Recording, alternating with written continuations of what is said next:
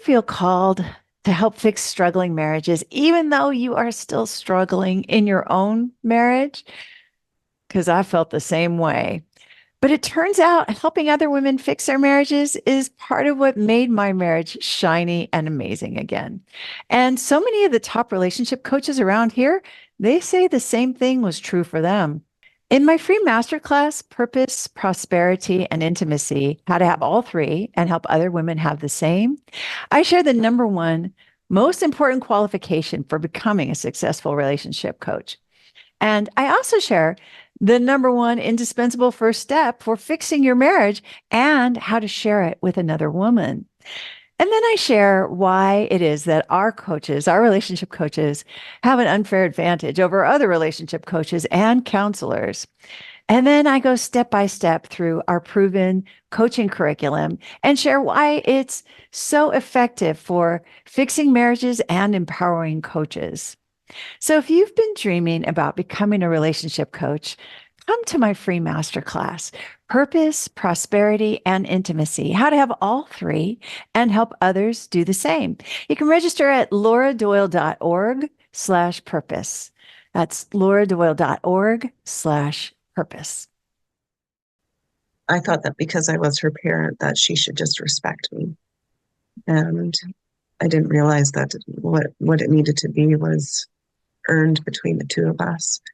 And so when she would show up disrespectful, I began to mirror her disrespect. And it just ended up, she would come home and not speak to me, just go straight downstairs. And I would have a meal cooked and she would order takeout instead. She had a job, so she had her own money, and yeah, it just felt really heartbreaking. And there was times when she would want to get what she wanted, she would play her dad and I against each other, and that it just created a really angry daughter.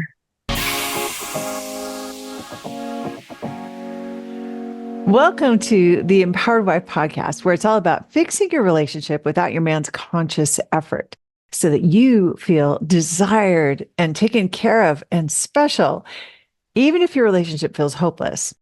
I'm Laura Doyle, and today I'm talking about whether trad wives have better marriages, traditional wives. Do they have better marriages? We're going to discuss. My guest, Sarah, was devastated when her teenage daughter, angry, defiant, and disrespectful, moved out and wanted nothing to do with her. Sarah knew about the 6 intimacy skills from a friend who was a Laura Doyle coach. And when she vulnerably reached out to the coach for help, it wasn't to save her marriage, which had ended already. It was to save her connection to her daughter. Today, she's thankful to have the relationship she always dreamed of with her daughter. She's going to tell us how she did it so you can do it too. It just melts me, her story. Wait till you hear it. But first, let's talk about, do trad wives have better marriages? I mean, trad wife is a trend on social media that I find very appealing. It looks nostalgic, right? It's from the past, maybe when marriages seemed to last. There's stay-at-home moms, stay-at-home wives who make things from scratch, and they wear beautiful dresses, and they are all made up, and they know how to do their hair. So pretty. Who doesn't want that? It looks idyllic. It looks low stress. It looks appealing. I follow a woman on social media who makes sourdough bread from scratch almost every day. I think every day, pretty much. And she's French and she's beautiful. And she has like the perfect French accent to my American ears. And she has 2 adorable little boys. And she's always standing like out in the countryside in these videos and showing these beautiful foods that she makes for her kids, for her family. So she has cured herself of guilt of feeding her children or herself junk food by making all this food herself, making it so wholesome and nutritious and delicious. And I mean, I admire that. I mean, does she feel accomplished and good about her kids' nutrition? I bet she does. I admire that too. But does she have a good marriage? Well, maybe. It's kind of hard to say from the videos that I've watched. But what made my marriage better was not about becoming more domestic or being more domestically inclined. It's not about being a stay-at-home mom, or in my case, it would have been a stay-at-home wife, and being a good housekeeper. You know, I cook. I cook somewhat, but I mean, domesticity maybe was never really my strong point. Just kind of wasn't. So, and it's not like these trad wives don't work or earn money because they are producing things on social media. So it looks like they do work. I don't know how much money they make exactly, but maybe, I don't know, right? Kind of varies. But learning the intimacy skills that made my marriage great was definitely not about having domestic inclinations, right? My marriage was struggling when I was doing the most domestic labor around the house. So that wasn't the answer to creating peace and playfulness for me.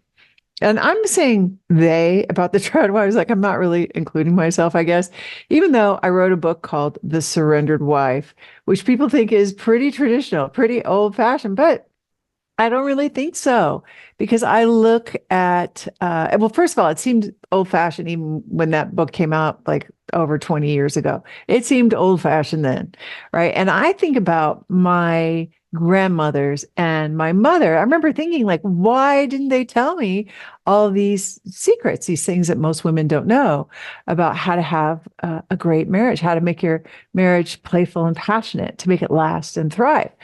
And now I look back and I don't think they knew. I don't think they knew. I have one aunt that I think she might have had some insight, some wisdom about how to have a great marriage. And she was widowed very early, actually. And it just never occurred to me to ask her. We didn't live, we lived in, very far apart, hundreds of miles apart.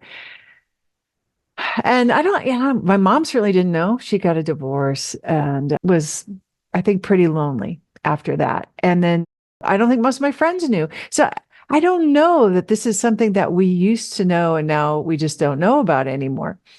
It's one of life's enjoyable mysteries that kind of unfolds as you experience it. I think there are hints in on how to have a great relationship, a peaceful home, in religious texts. There are hints they're in every culture. These religious texts have these hints. And there's also old folk tales that reference the differences between the genders and how they can get along. There are references to yin and yang and feminine and masculine and respect and love, about how there are contrasting but complementary gifts that men and women bring to the table, and they fit together so beautifully. And there's an exciting adventure waiting for all of us in that discovery of the process of creating lasting love and playfulness and passion. So, do the trad wives have some insights that might be making their marriages stronger? Well, here's the overlap between what I see them doing and the things that made my marriage so much better. So there's like this Venn diagram, if you will, of, the trad wife characteristics and the intimacy skills and how they go together. And the first overlap would be that these trad wives that I see, they seem to know how to honor their desires. Women who know what they desire and are able to honor those desires have better marriages, in my experience. That was certainly true for me. And since these women are bucking some cultural pressures in modern society, like, get your education, get a career, don't depend on a man, they seem like they are keenly tuned into what they would love.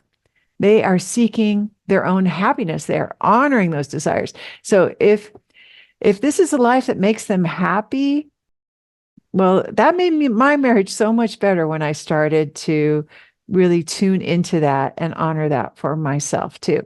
And one of the things that I think makes the Tradwife videos so attractive is that I see a lot of joy in them. Like one woman who calls herself a trad wife. I saw this video of her. She was just posing in a pretty dress. She's just twirling gently from side to side, and she was just beaming. Okay. And she just seemed to be really enjoying being in a woman, feeling beautiful, looking beautiful, and sharing that with the viewers like me. And her joy was contagious. I can imagine her husband finds that inspiring too. The second overlap between the intimacy skills and what trad wives are doing is that they know how to receive. They are, in some cases, financially dependent. All right. So if that's the case, I mean, some are not. Some are earning money from social media or maybe other ways. But the ones that are financially dependent, there certainly are some of those in social media. Well, she's all in, right? She is trusting her husband to provide for her. And that really takes some faith. And for me, that's an indication that she's off the fence, right? Being on the fence in my marriage, which I was for a long time. And what I mean by that is I was always kind of like, well, I might have to escape. I might have to get away. I might have to divorce. I might need to keep some money on the side for that getaway fund because I might be better off not married to my husband. I'm not proud to say. It just seems so weird now, but that was legitimately how I felt back then. So I was on the fence. Being on the fence really hurts your butt. And also, you can't have intimacy when you're on the fence because it's actually a very fearful and defensive environment that I was creating here at my house. So the marriage can't get any better. It can definitely get worse. It's kind of a self perpetuating situation, right? I'm on the fence going, I don't know about this. And then that's scary to him and to me. There's no emotional safety in that situation. And so I think being off the fence, really having faith in your husband, expecting the best outcome from him is a wonderful asset for a strong marriage. And I think one of the big controversies that these trad wives are stirring up, one of the things that you see the most comments about is like people, other women come on and comment on the trad wives and say, well, hey, you could get divorced, you could be widowed, and then you would have nothing. You'd be in financial distress. As if divorce is something that just happens to women and they don't have any power over that. And after over 240 episodes of the Empowered Wife podcast, interviewing women week after week after week who have not only fixed their marriages, but oftentimes prevented that divorce, right? Made their marriages something that nobody would want to be divorced from. That's just not how I see the world, right? And my own experience of knowing, of going from feeling like I wanted a divorce to feeling so blessed to be married to the man of my dreams every single day, feeling so fortunate about that. So I think women are, in my experience, women are the keepers of the relationship. We have so much power to make the marriage what we want it to be, and expecting the best and having faith in your husband and treating him like your hero is so reinforcing. Does it make you vulnerable? Yeah, sure. There is some vulnerability involved. It takes some faith to trust your husband. And if that's what trad wives are doing, then I can imagine that is really paying off for them in terms of creating that fascination that leads to lasting love. The third area of overlap I see between trad wives and the intimacy skills is that they are embracing femininity, right? They are not trying to be smaller, less hairy men like I was early on. So those gender contrasts are set to high, right? She's like, I'm a woman, you're the man. And that gender contrast really creates electricity, excitement, in my experience. So I know for me, feminine seems to be where my factory settings are. I feel the most congruent and aligned with myself when I am feeling protected instead of doing the protecting, for example. So like when we're laying in bed at night and there's some kind of strange noise, I love that John gets up to investigate what that is, and I just stay safely in bed, right? I feel protected. I love the part where I feel pursued, where I'm just walking past him in the house and he grabs me and pulls me in for a kiss. Like I just love feeling desired like that. I love receiving special treatment, like him going to get the car when it's raining so that I don't get wet because I could possibly be made of sugar. And then that what a tragedy that would be if I got wet, right? So he likes to be my hero and go get the car. I love feeling taken care of instead of being the provider. And that might sound contradictory because I work and I earn, just like the trad wives we see on social media, the traditional wives that are on there. But from my perspective, I'm actually just doing what I love every day. I'm playing my favorite game. I'm talking to people about my favorite topic every day. I'm expressing myself. I'm talking to women that I relate to, I connect with, that I admire, that I love on my podcast, in my programs.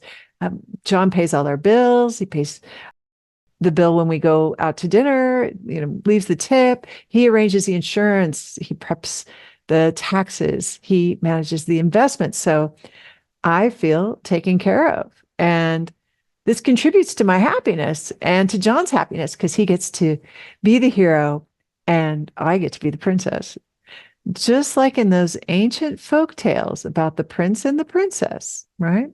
I see some parallels. So, should you become a trad wife to have a better marriage? Well, if you experiment with these three aspects of the intimacy skills, right? Like honoring your desires, really figuring out what you would love and making that part of your life, with trusting your husband, with having faith in him, getting off the fence, going all in on your marriage, and also embracing your femininity, just really honoring the joy and the delight that you feel from being a woman.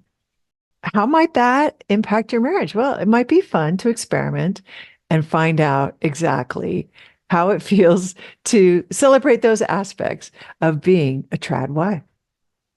I have exciting news for you because right now you can listen to my book, The Empowered Wife, for free with your Audible membership in the United States. So discover the 6 surprising secrets to attract your man's time, his attention, his affection when you listen to the Empowered Wife audiobook on Audible without using credits. You don't need any credits. It's free. The Empowered Wife has over 1,700 5-star reviews, and it also has some 1-star reviews too, because not everybody is ready to hear what they can do to fix their relationship without their man even knowing about it. And I get it. I wasn't ready either until my marriage was completely falling apart and we were on the brink of divorce.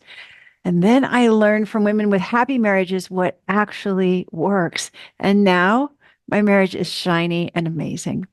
And those secrets are in this book. And you can listen to the whole book for free with your Audible membership. The only catch is that this Audible deal is only for a limited time. So to make your marriage last and thrive, go and listen for free with your Audible membership right now. My guest Sarah was devastated when her teenage daughter, angry, defiant, and disrespectful, moved out and wanted nothing to do with her. Sarah knew about the 6 intimacy skills from her friend, who is a Laura Doyle coach. But when she vulnerably reached out to the coach for help, it wasn't to save her marriage, which had ended already. It was to save her connection to her daughter. Today, she's thankful to have the relationship she always dreamed of having with her daughter. She's going to tell us how she did it so you can do it too. Sarah, welcome to the Empowered Wife podcast. I'm super excited to hear your story today. Thank you for having me, Laura. So, what was happening in your relationship with your daughter? Take us back to the bad old days. What was going on? Well, She was, at that time, she was 15, and she'd always been a really independent, strong-minded girl, but she was at that age where she was just sort of budding into wanting to be more of an adult, and we were in the midst of uh, divorce, her father and I, and there was a lot of anger.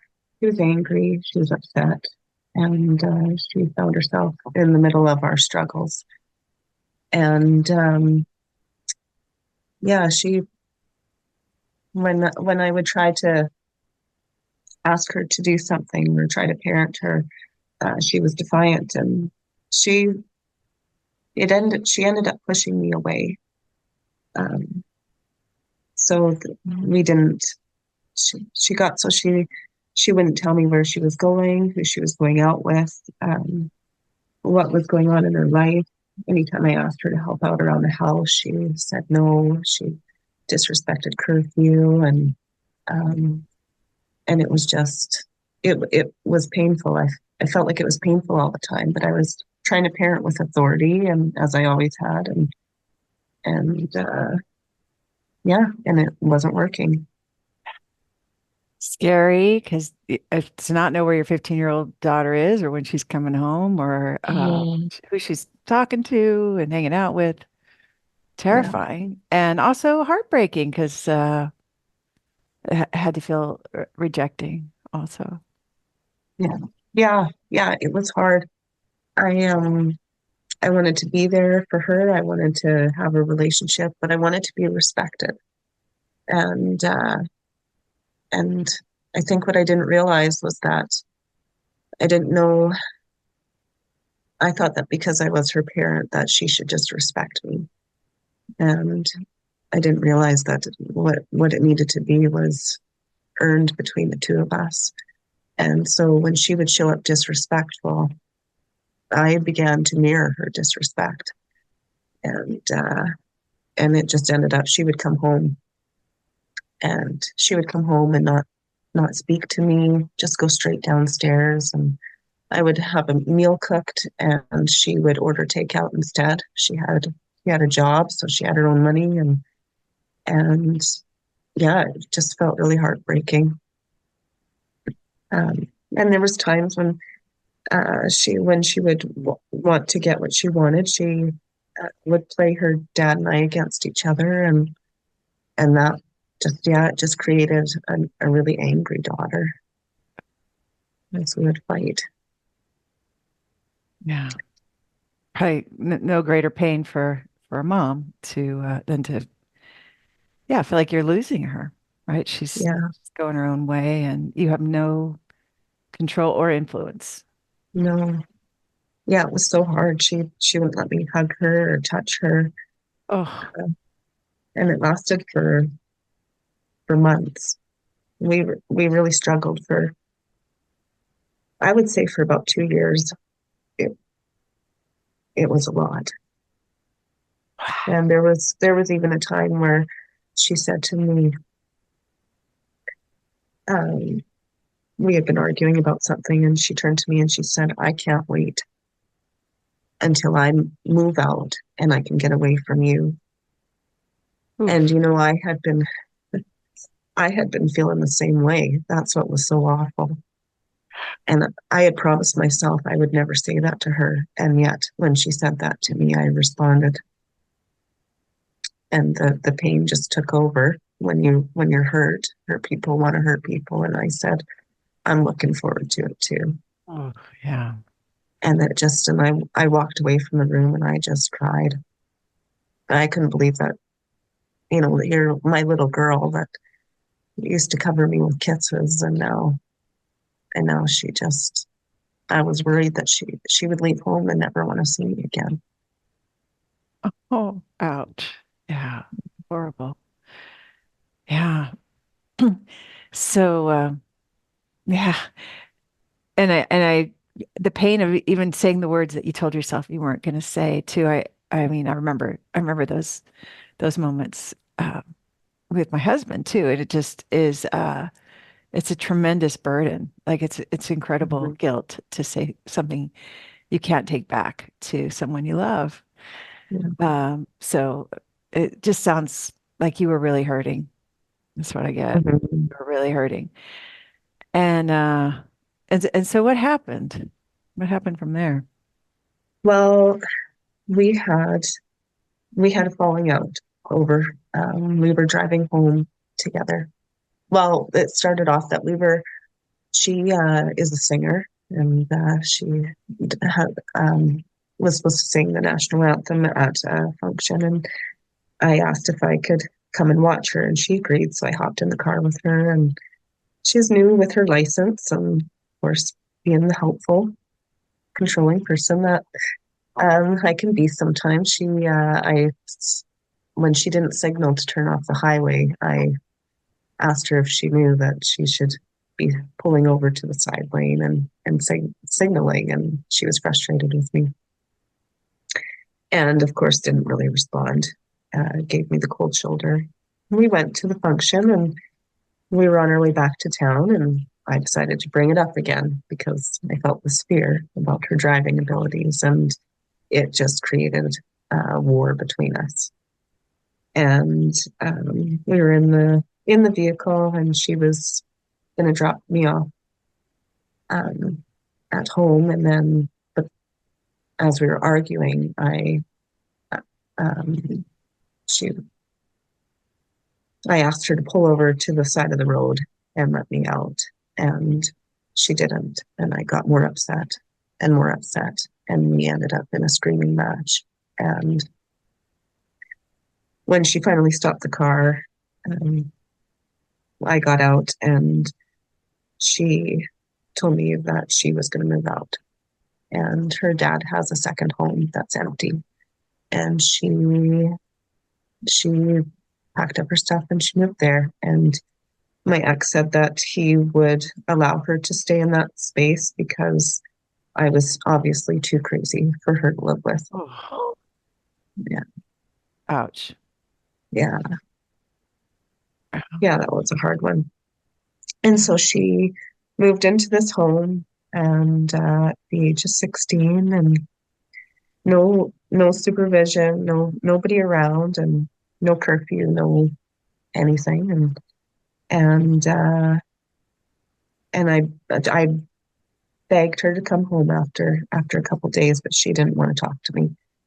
Uh, she she said not to come near the house, not to come near her, and she was there for quite a few weeks. It was about 4 weeks, and I slowly watched her deteriorate.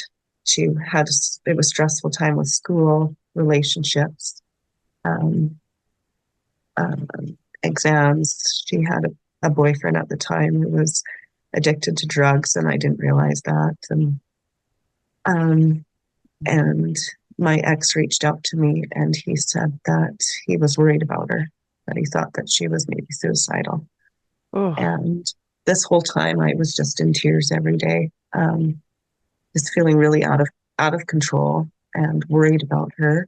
And um, so with his permission, I went over to the house, um, and she didn't want to let me in, but he came too, and we sat there and we talked, and we came up with a plan that I would stay with her for a few days, and um, while she had a really busy week at school, and so I did, and then I would go every day from 4 p.m. to 7 p.m. and do some laundry and cook some meals.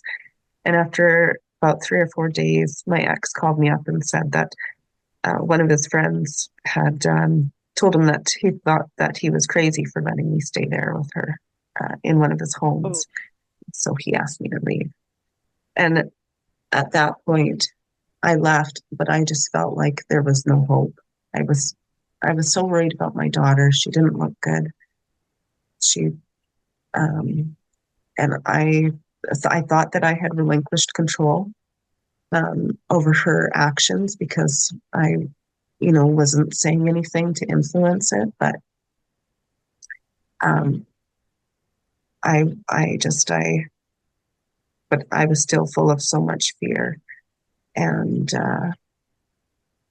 but I walked away and I duct taped, and um, and I was talking with a friend of mine who's a Laura Doyle coach, and she was reminding me of the skills, and which was really, really helpful.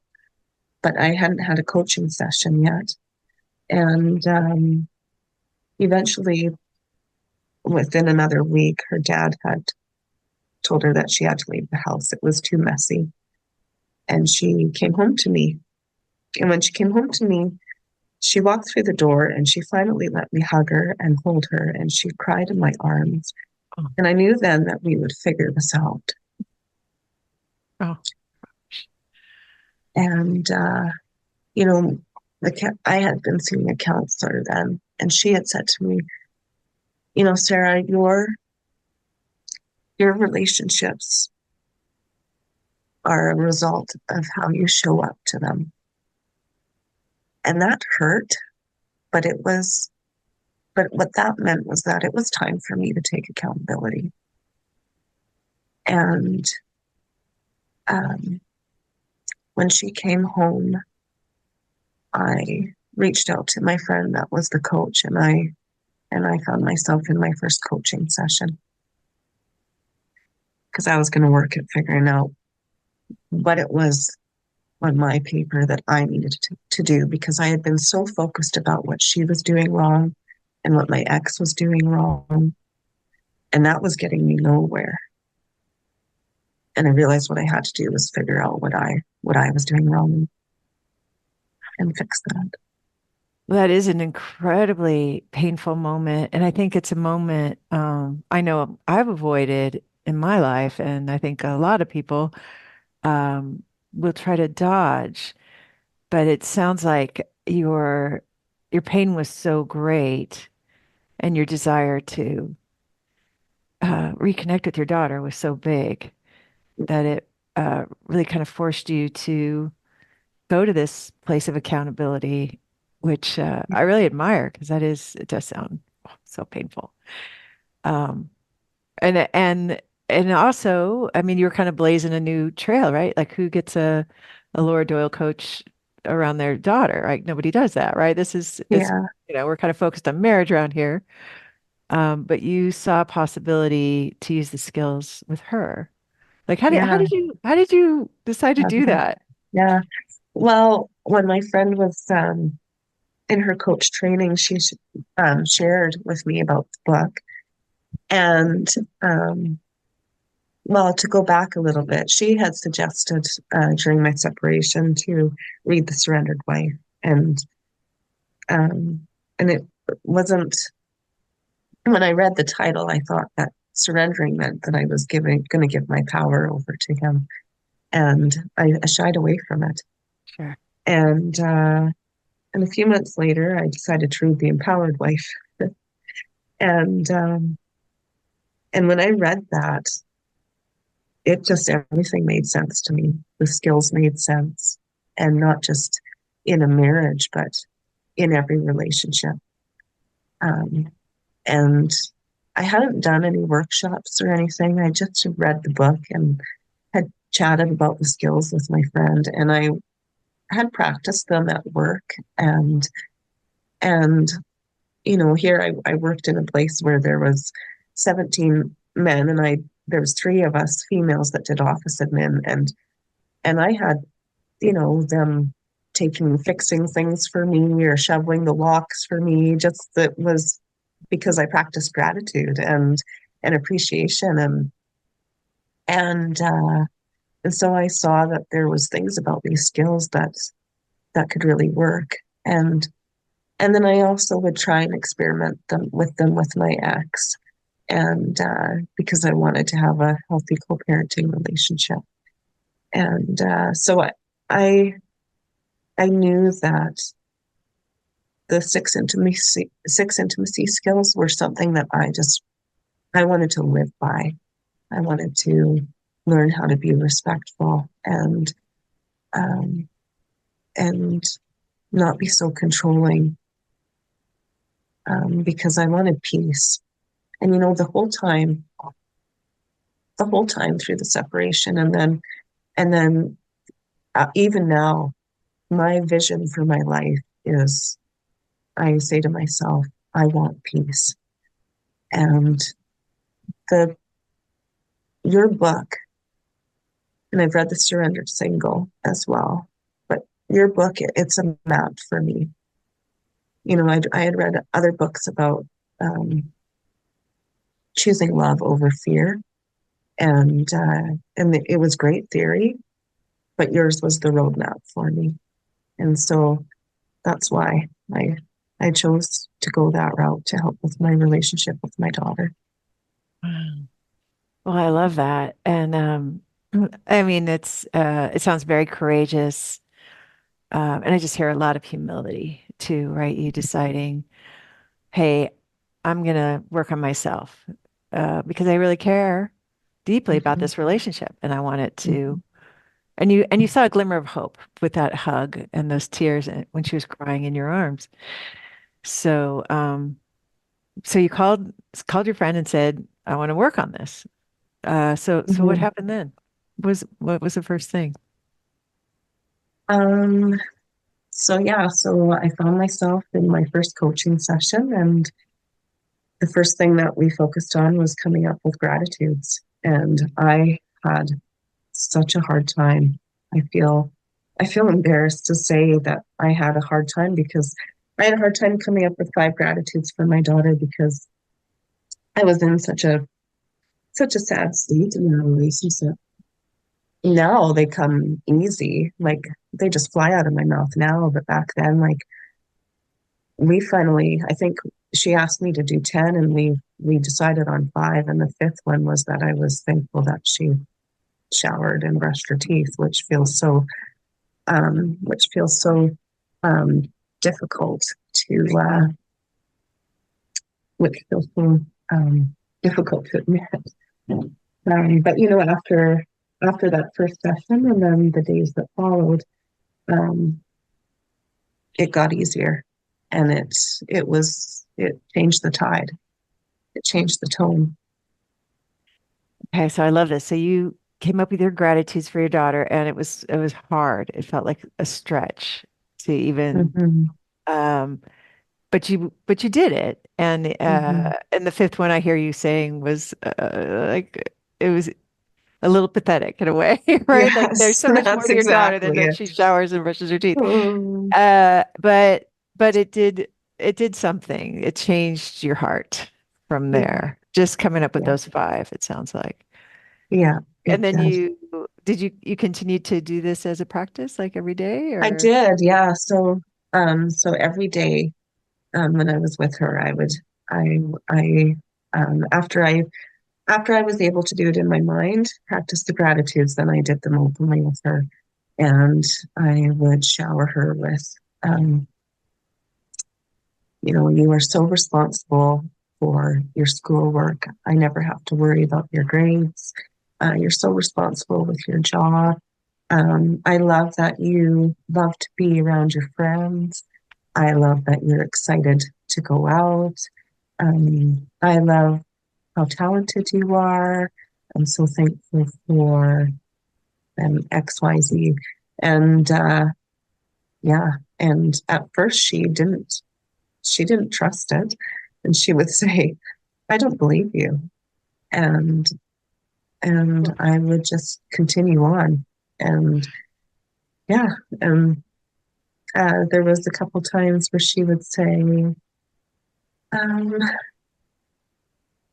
that yeah, she would argue with me. I'd say, oh, you're so organized, and look at how well you're organizing your bedroom. And she'd be like, no, I'm not. No, I don't. Why are you saying that? And she'd question me, um, but uh, eventually over time, she believed me. It took a lot, and I had to talk about the evidence. Her heart warmed up, and it still took a couple of months, but after a couple of months of this, she hugged me for the first time in a very, very long time. So, Wow. So you saw this return to, you had created emotional safety, it sounds I like. created emotional safety. She finally felt Yay. safe with me. Yes.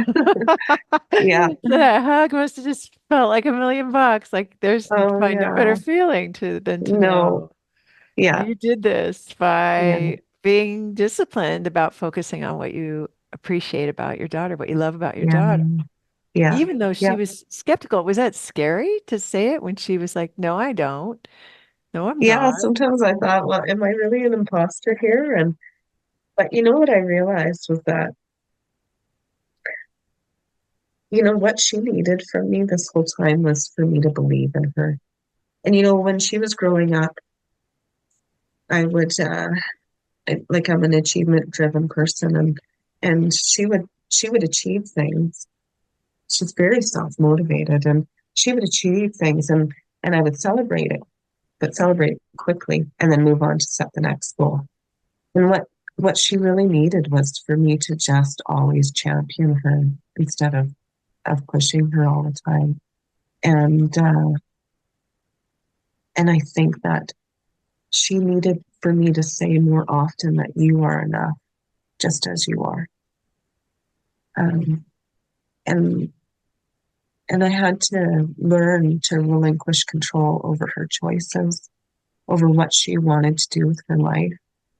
Um, I wanted so much as a parent, you want so much to protect them, Yeah. for them to not fall, for them to not go through the same pains that you went through. And so I was so focused on her, like not making the same mistakes, that I actually criticized her all the time, like trying to make her better than what I was so that she would have less pain. But here I was really just tearing at her instead of building her up, and giving her the message that I didn't trust her. Mm. Um, and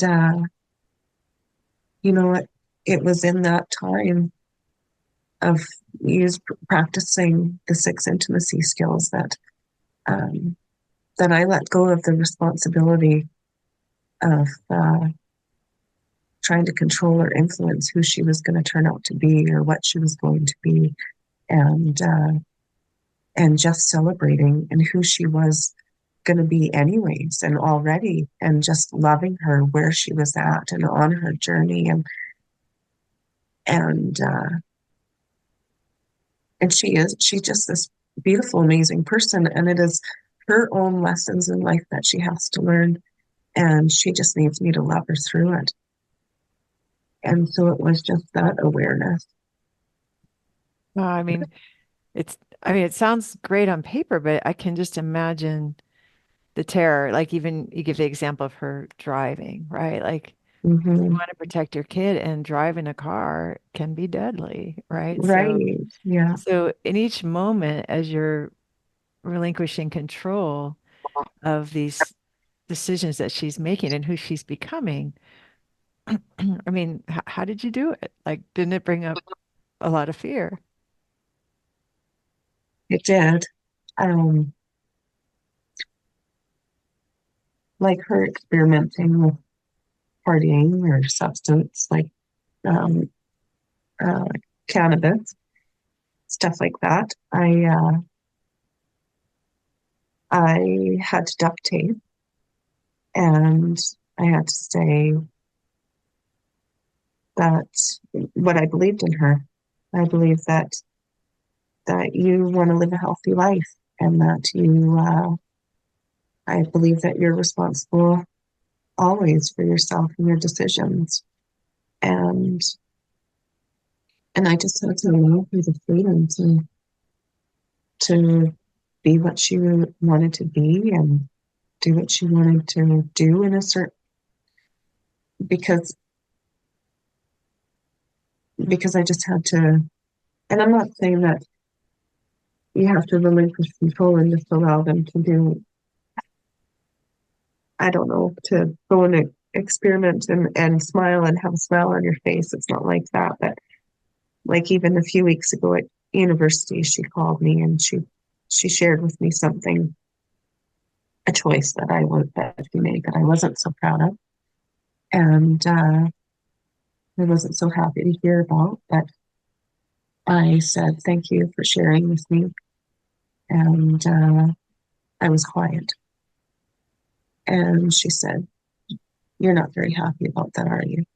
And I stayed quiet for a moment, and then I said, um, "I realize that it's your choice to make, and it wouldn't be my choice, um, but you're living your own life, honey." And I think she shared that situation with me because she was looking for me to still be her mother and be her compass, and I was able to express that without giving guilt or control.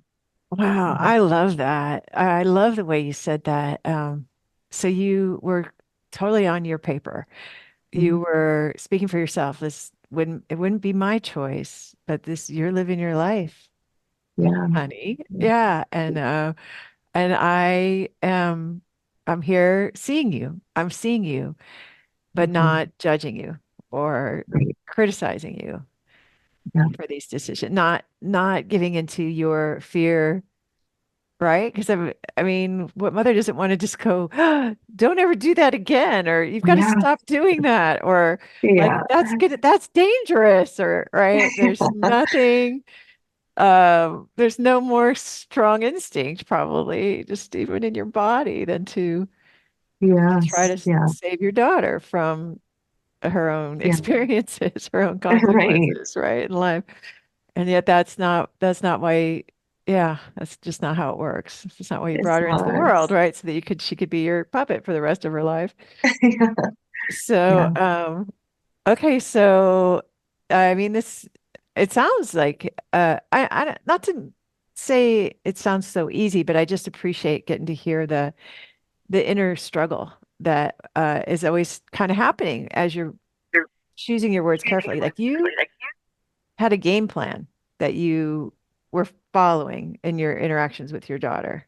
Like this yeah, spontaneously in the moment, you were able to relinquish control and um, maintain that emotional safety with this thing that she told you recently, it sounds like. yeah, yeah. Yeah, but you know what? It's not like it was just a switch that was flipped. There was a time just before she left for university, just before she graduated, she said to me that she was staying in the dorm and that she had found out that she had three male roommates. And I felt triggered by this. Oh yeah. Um, Oh yeah, yeah. I felt like I said to her, I don't feel comfortable with that, and I feel like you need to have at least one female roommate because you know girls have that inner intuition that tells them when something's in danger, or they look out for each other in a different way than how a guy would. And I said, I really don't feel comfortable with that, and I want you to change that. And she felt controlled, and immediately she was upset and defiant, um, and so I fought back, and the old controlling habits came out, and I said, "Well, your dad and I are paying for your schooling, so if you don't call and change it, I will do it for you." And she proceeded to pack up her belongings, and she told me that she was going to move in with her dad for the duration of the summer. And uh, I turned to her and I pulled out my Laura Doyle tools, and I said, "I really love you, and I know that your dad really misses you, and he would love to spend some time with you." And she ignored me, and Oh, she continued to pack up her stuff. oh, And just I felt I felt scared inside that this was going to be the same as it was the last time. But it wasn't, because I had spent the last year and a half building emotional safety with her. And so she took every last thing that she owned, everything out of the house. Oh, And later that night, she sent me a text. She sent me a text at about 7 o'clock. And I read it, and there was some bait in it, some tough things.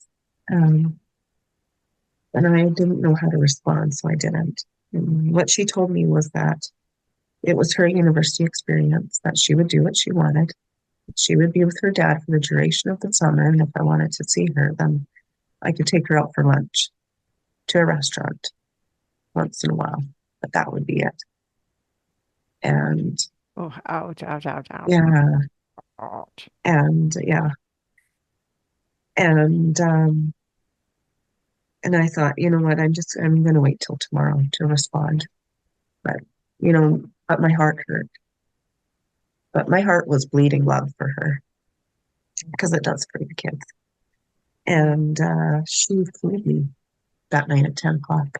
And the last time when she had moved out, she never phoned me once. I never heard from her. It was me reaching out. And so she phoned me that night at 10 o'clock, and I could tell she was upset. And I said hello, and she said, "Mom, why haven't you responded?" And oh, that just gave my heart hope, was that she wanted to hear from me. And I said, "You want a response?" And I just hadn't responded because I'd been thinking about what I wanted to say. But I said, "But I can tell you." And I said to her, "Honey, I love you so much. And I'm so proud of you and your accomplishments." And I listed so many of them. And I said, and I'm so honored to be your mom and blessed that I got to be the one that raised you, and you're such a loyal person, such a kind heart. And I think I celebrated who she was for about 10 minutes. And then I decided to be vulnerable with her. And I said, "But you going away to university and having 3 male roommates," I said, I am just, I'm going to be, I'm going to have a hard time sleeping at night because I'm going to be worried about you. And it's just something that sets off alarm bells for me. And because I love you so much, I said, I'm just asking that you please consider me in this decision.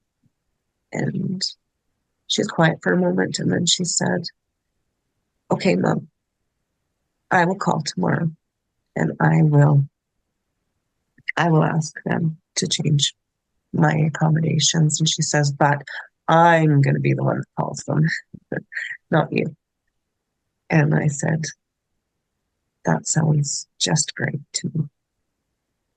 And she reached out the next day, and she said that she said, "I've changed the accommodations, and I have 3 female roommates, Mom." And I was happy and excited, and I told her how thankful I was and how appreciative I was. And 3 days later, she showed up at my door. She packed herself a little bag, and she stayed with me for quite a bit of the summer. So it was, I knew that the skills had paid off, and that this was a way of life. This was how I wanted to live, and this was how I wanted all my relationships to be. Mhm. So you restored intimacy and connection and peace with your Mhm. daughter right before she was leaving for university, which I have heard from a lot of parents that is actually a very rough time in their Mhm. relationship. And you've got a big smile on your face right now, and I would too, because you must just feel so proud. Like, what an incredible accomplishment. There's Mhm.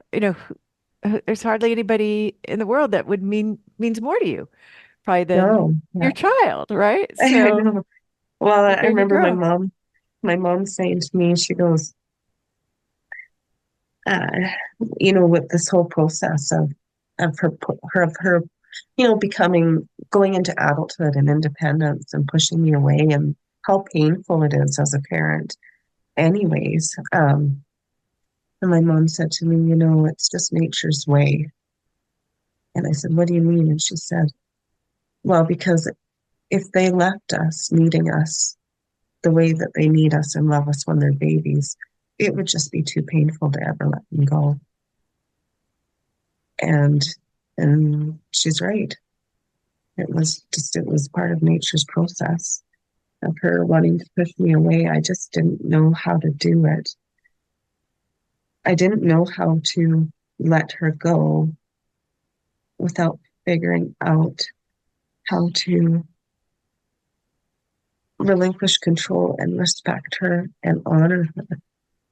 And I didn't know how to do it and maintain the intimacy without the skills.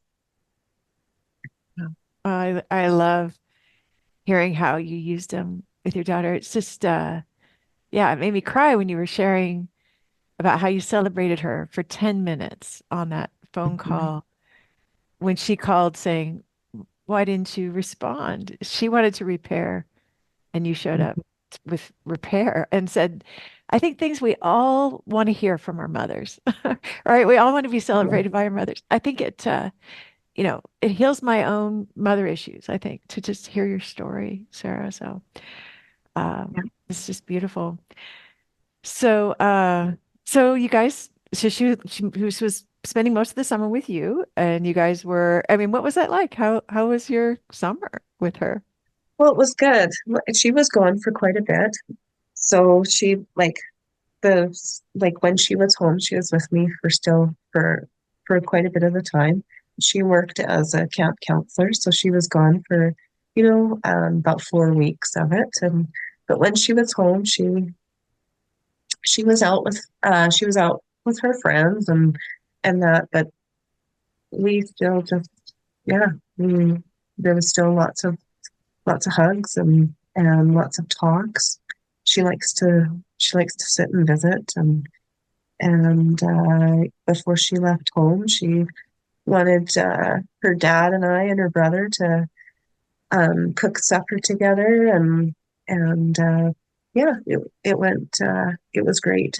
She wanted to cook with me in the kitchen and yeah, it was great to be able to leave her at university. And it's kind of funny because when we went, um, her dad and I went together to drop her off, and it's about 7 hours away, and he was so keen on you know setting up her room for her and putting her hanging her TV on the wall and unpacking her stuff. And she was very adamant that she just needed us to leave. She didn't want our help with anything.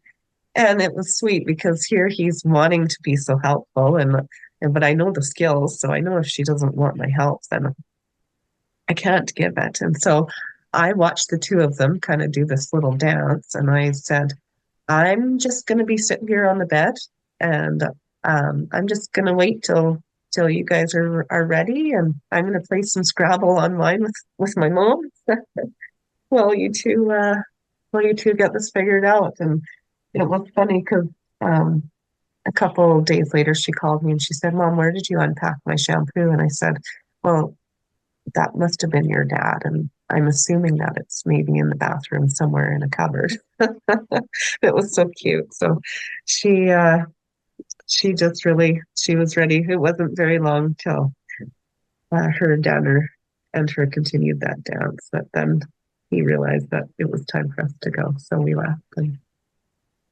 she was happy to be an adult and do it all herself. So it's good. And and now she phones me. Um, she FaceTimes me at least once a week. This week we've talked 3 or 4 times, and and man, it feels good. She calls and she shares about her struggles with boys or with friends, or sometimes she wants advice. But now I know I feel like now I know how to share with her with an open and accepting heart and mind, and that I can give her advice from my paper or share my own personal stories. Um, and that it feels like it's neutral ground, I think, for her. She feels seen. I think she feels seen because I feel seen now by her and loved by her. So, Wow. Amazing. Incredible. So this was you sitting on the bed with your superpowers now, yeah, being able to just let them like have their own relationship too, right? Like yeah. how would that have gone pre skills when he was trying to help her unpack and she didn't want any help? Well, I probably would have been trying to unpack her stuff too. And pre-skills, if I wasn't trying to unpack her stuff, I would have been telling him not to. I'd have been telling him what to do. So, Oh my gosh. yeah. So, So, oh, and what about her roommates? She made the call herself to change the roommates. yeah. And Yeah. Yeah. So they were girls that she hadn't met before, and yeah, we introduced ourselves to them, she got all and girls. She got all yeah, she got all instead of girls. oh, instead of all boys, she had all girls. Yeah. Yeah. Okay, okay. I love that. I love that. Yeah. Yeah. So And it's really good. She yeah, just actually a beautiful thing that she just asked me. She's put in for an exchange with her school for her third semester, or for her fourth semester. She's going on an exchange over to Australia, wow. and yeah, So and really she's far away. she's working while she's Yeah. in school, saving some money for that, and she is going to do a tour when she's done there through Asia, and it's a 30-day trip. And this is from the young woman who told her mother that she didn't want to travel with her 3 years before. She asked me if I would go on this 30-day tour with her. Yeah. You are kidding. She No. wants to travel with her mother. And she's how old is she? Like 19 or 20 or Yeah, she's 19. Yeah. wow. Who can Yeah. say that? That's a I feel like Yeah. you need like a t-shirt or something that says, my daughter wants to travel with me for 30 days, right? Like it's bragging rights for sure. Yeah, it's Oh my beautiful. gosh, it is. And I remember you mentioned too, she'd invited you to go. I love the story where she invited you to help her at some of her shows, right? I think performing. Oh, yes. Yeah. Yeah. Yeah. And so she was in a show, a musical theater show, and when she was little, I used to help her backstage all the time. I was always with her costume changes and her hair. And as she got older, I stepped away from it more. Yeah. And when she was in grade 12, she was in a show, and she had been acting kind of distant that week. And I asked her what was going on, and like, are you okay? How's things going? And she said, well, all the other moms are volunteering backstage. And she's like, and you're the only one that's not. And and I said, oh, I'm sorry. I took in some food. I volunteered in other ways, but I said I didn't realize he'd want me backstage, because I really was treating her hands off, like giving her lots of independence that I thought that she wanted. And she said, no, I think you should be volunteering backstage. And Mhm. I said, okay. And so I went and I volunteered the one night, and she, you know what, she really didn't need me. She could have done it all herself, but I just celebrated it and relished in it, the fact that this was going to be one of her last performances. I mean, hopefully not. I hope she continues in her adulthood, um, but yeah, she wanted help changing into her costumes and pinning her hat on, and I loved every second of it. And I'm so thankful that she gave me that opportunity. So yeah, it's a good memory. Yeah. Good memories now.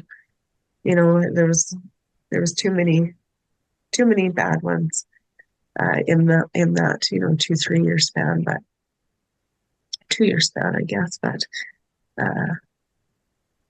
but I'm really thankful that I found the skills and put them into practice.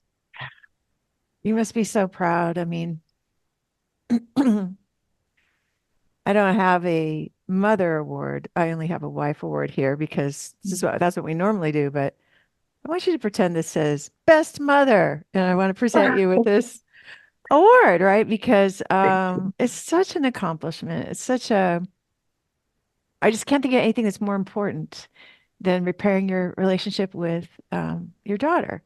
And yeah, so I just want to congratulate you on that. I still have more questions for you, though. I want to hear more about um, what your recommendations would be for other women who want to have what you have with your daughter. But yeah, I definitely just want to also say, yay, you did it because it Thank really does you. sound like you have superpowers that you didn't used to have, and Mhm. that were even hard to imagine having when you first started really implementing the skills. Is that how you feel too? Yeah, I do. I do. I really feel that way. I think that, yeah, before I didn't realize I let my fear guide me. And instead of, I remember years ago a friend saying to me that, um, our kids' confidence is like a cheesecloth. And when they walk out the door, every morning that starts off as a whole square, and that the world rips at that through the day. And sometimes when they come home, there's not a lot of it left. And that as their mother, as their parent, it's our job to make sure that that piece of cloth is strong when they leave in the morning, and that we help them repair it when they get back at night. And I think that um, what I was missing all those years was I knew that knowledge, and I did compliment her, but I didn't I didn't continue to build on it with the evidence. And I always set the next expectation, and I think that the best advice or the best thing to share with other people is, yeah, just you can never celebrate too much. Mhm. And they want to be seen, and they want to be believed in. And so even when we see those things, even when I saw those things that had fears about, or fears about their future on, just focusing on all of the positives was the key, because what you focus on increases. And whatever I told her I believed that she was, that's what she believed she was. A lot of power. Just so Great, much power.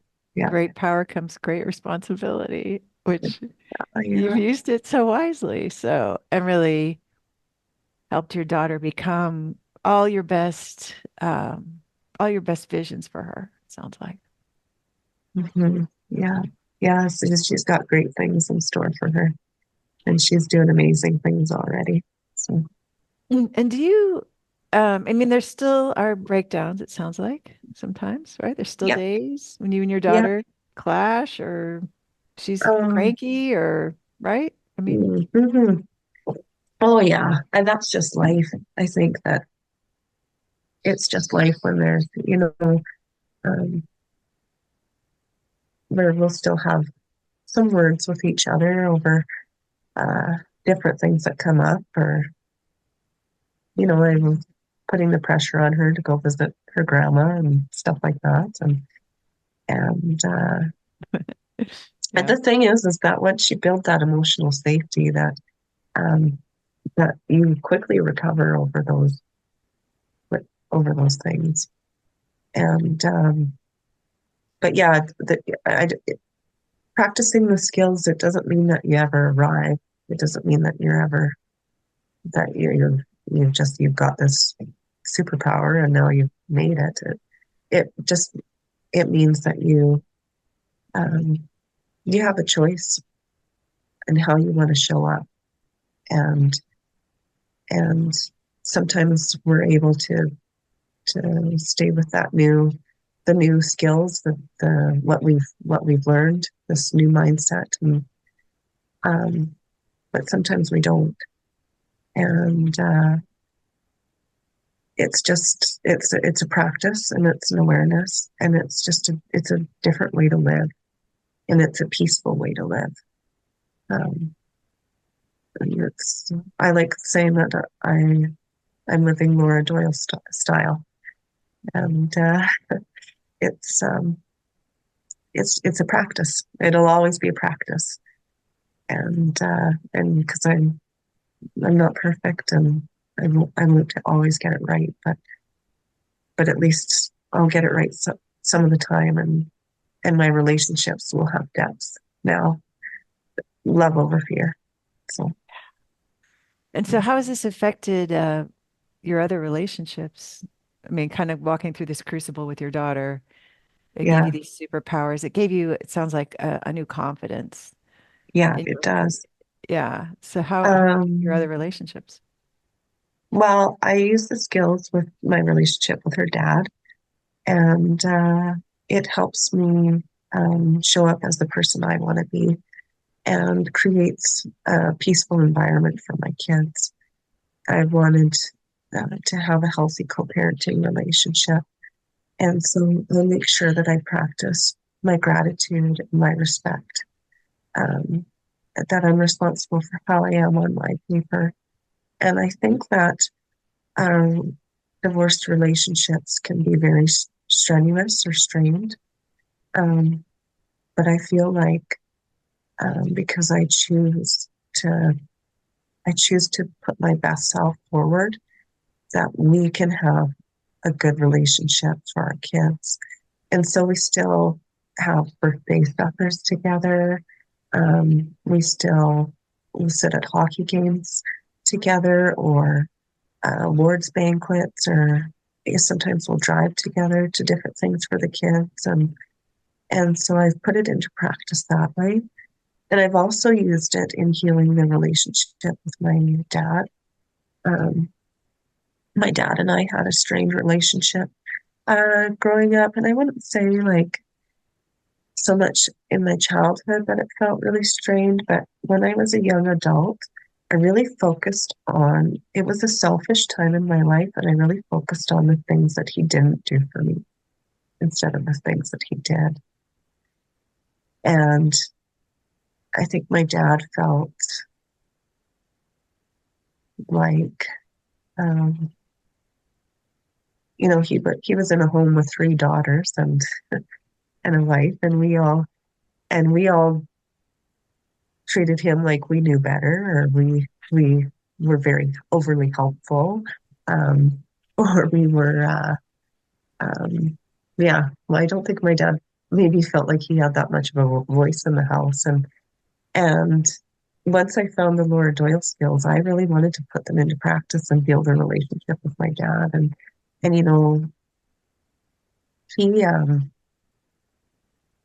he my dad was really hands off with me as a young adult, and he told me that as a my personality, that I had high expectations.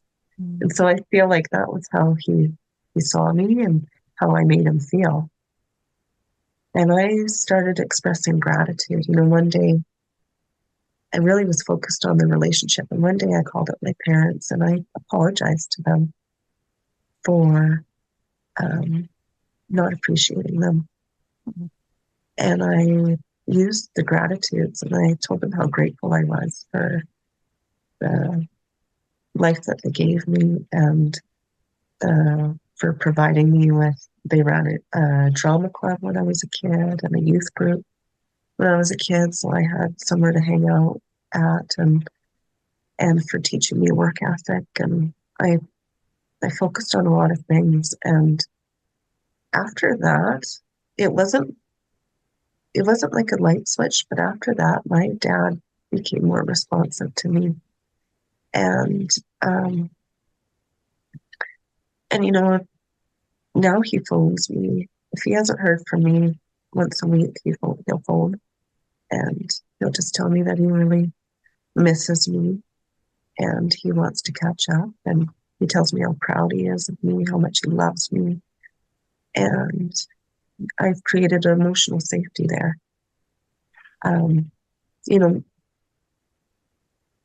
um, my dad, um, my dad struggled with alcoholism, and when I was a kid, and and I focused on that instead of seeing that my dad decided to quit drinking when I was 7, and he made choices to be a provider and to step up and to try to win at life.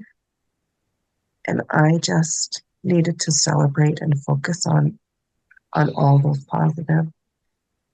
And I shared with him how grateful I was and that I saw him in that. Yeah, I it's a beautiful relationship now. Last time he came to visit, before when he would come to visit, he kind of would just, sit and visit, but he never really asked if he could help me out with anything around the house. And the last time he was here, I expressed a desire that I would love my dryer not to make noise, but had a wheel. And he spent 3 hours behind my dryer fixing it. Oh my And gosh.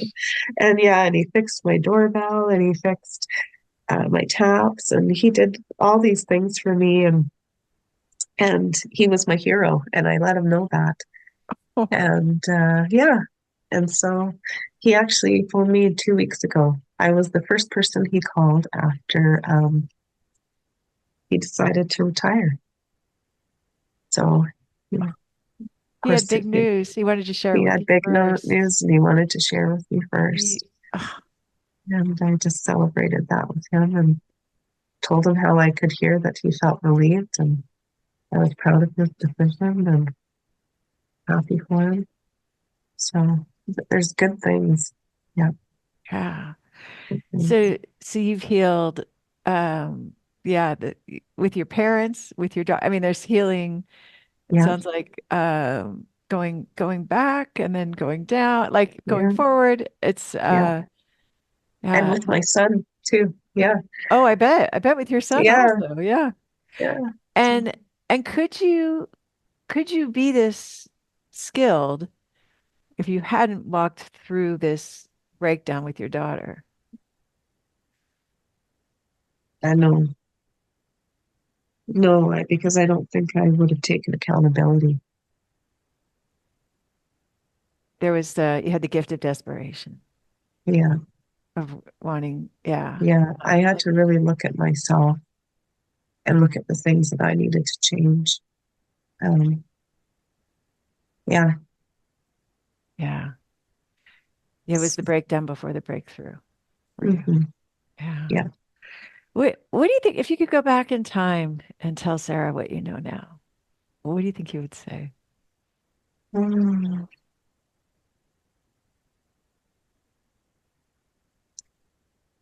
I would say mm,